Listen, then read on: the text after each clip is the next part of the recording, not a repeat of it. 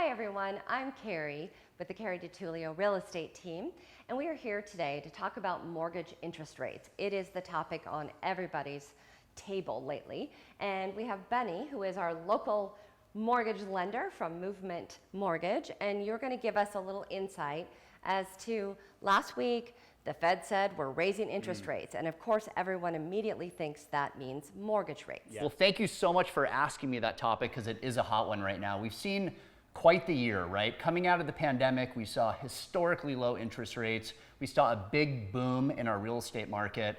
And lately we've seen a big halt. And I want to explain why we're seeing that halt right now. Okay. So this year we've seen mortgage rates rise, call it 3%, which is a massive increase in a short period of time. Well, so it's doubling, basically. It's doubled. Yeah. So a few things have happened from them. And the reason why mortgage rates have risen is because of inflation. We've all seen that at the gas pump, right? Everything we're doing right now and our spending is more expensive. Yeah. So what's happened is people now are holding off on their spending because of everything is so expensive right now. So when we talk about the Fed increasing the Fed's funds rate, it's completely different than mortgage rates, and I'll tell you why.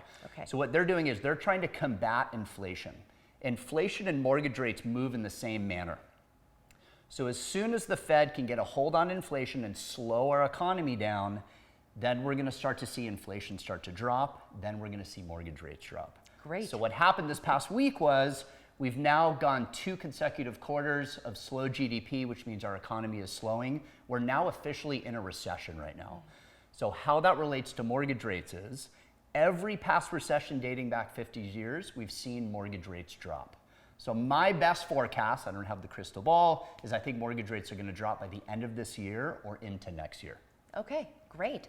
I think any idea of some good positive news when it comes to the economy is going to keep people feeling that positiveness, Sure. you know, and not worry as much because obviously what's happening right now is affecting all of us. Sure. So There's a lot of unknown right now. So this kind of information can help people understand the market and, make the best move that's best for them. okay, great. One other thing that is very topical right now is a lot of sellers who are realizing that their home's sitting there, they're not getting the choice of buyers, especially the, sell it right out of the gate type of a buyer. Sure. So they're trying to be creative, which all of us in the real estate world appreciate and are also doing our part to brainstorm with the sellers.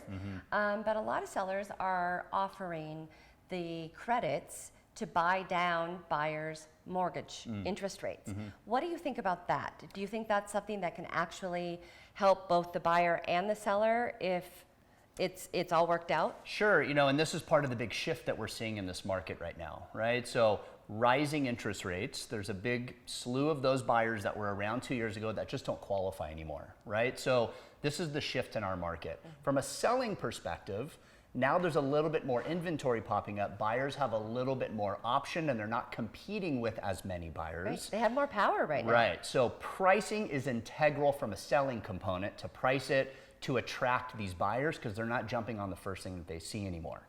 So what we've been doing to get creative lately to keep the price where the seller is hoping to get for their home is the buyer is now negotiating a credit. So how that works is the seller gives a credit to help cover some of the buyer's closing costs. We're using that credit in most cases to buy their interest rate down. So it removes the fear of the higher interest rates. We're able to use that credit from the seller to get them a lower rate that gets them a payment they're comfortable with. Buyer and seller are then happy. Awesome. What do you think is kind of an average percent of the offer price that a buyer should think about asking the seller for? Like what's a typical amount? I think a lot of that is case by case for each situation, right? Sellers have different motivations of selling, whether they have to move fast or not. So it's a little bit of a loaded question. However, closing costs are typically about 1.5% of the sales price, right? So if you're buying a $500,000 home, closing costs are probably going to be about $8,000. So if you use that 1.5% calculation based on the sales price, you'll be able to estimate what you're expecting in closing costs. And that way, when you're negotiating with the seller, you can ask for an amount that will cover the closing costs. Any other advice to buyers right now who are very hesitant to enter the market? If they have a chance to hold off, are you saying do that? Or are you taking the opposite approach that if nobody else is jumping in, have those people, those buyers jump Yeah. in and try to negotiate. You know, I think from a buying perspective, I think it's smart to take a step back and see what's going on with our market right now. There is a lot of uncertainty. We have recession, inflation, and all these scary words. And a lot of us resort back to what happened in 2008. But the difference in this market right now is, even though there's not as many buyers in this market, there is still a lot more demand than there is supply. And that's the difference with 2008. There was a surplus of supply and not enough demand.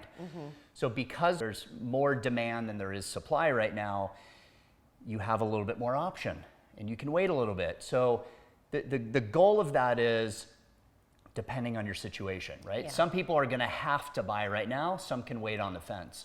Because of the supply and demand situation, we forecast that home values are going to continue to rise through this recession, which they have in all past recessions dating back 50 years, besides 2008 because of that situation. Yeah. Home values will continue to rise.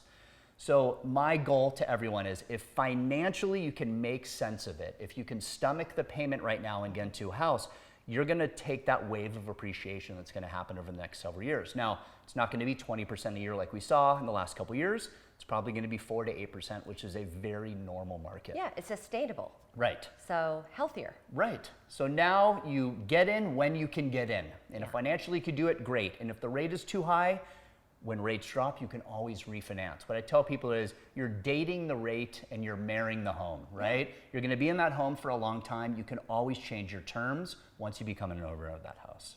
Awesome. Great advice, Beny. Thank you so much. Thanks.